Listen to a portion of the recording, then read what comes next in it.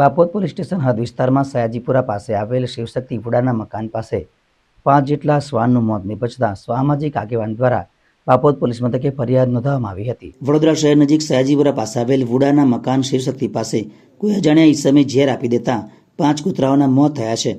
આ મામલે સામાજિક આગેવાન આગળ આવ્યા હતા અને બાપોદ પોલીસ મથક ખાતે પહોંચ્યા હતા અને આ મામલે ફરિયાદ કરતા પ્રથમ પોલીસે ફરિયાદ લીધી ન હોવાનું જણાવ્યું હતું।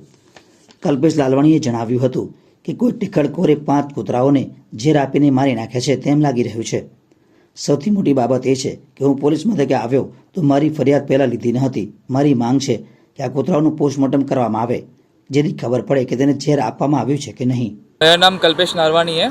मैं अभी यहाँ पे बापू पुलिस स्टेशन में आया हूँ कंप्लेन करने के लिए, क्योंकि मेरे घर के पास में जो वुडा का फ्लैट है, शिव शक्ति वुडा का फ्लैट है, वहाँ पे 5 कुत्तों को किसी ने जहर दे के मार दिया ऐसा मुझे लग रहा है। ठीक है, क्योंकि 5 कुत्ते मुझे दोपहर को 3 बजे वहाँ मिले मरे हुए, और यहाँ पे मैं कंप्लेन करने आया तो मेरी कंप्लेन ली नहीं है उन्होंने पहले, और अब मैंने कहा कि कंप्लेन ले लो मेरी और मुझे पोस्टमार्टम करो कुत्तों का, तो पता चले कि किसने जहर दिया कि नहीं दिया, ताकि FIR हो सके।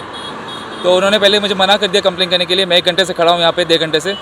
उसके बाद उन्होंने फिर एग्री हुआ कि हम लोग उसका पोस्टमार्टम कराने की जो है रिक्वेस्ट वो ले रहे हैं, और भी पोस्टमार्टम के लिए वो लोग कागज़ तैयार कर रहे हैं। मेरी मांग है कि भाई वो कुत्तों का पोस्टमार्टम होना चाहिए, कुत्ते के बच्चे हो, ताकि जो बंदी जिसने उसको मारा है उसको पता चले और दूसरे कुत्तों को ना मारे फिर से वो। ठीक है, क्योंकि जहर दे के मारना वो बहुत क्रूरतापूर्वक हो गया।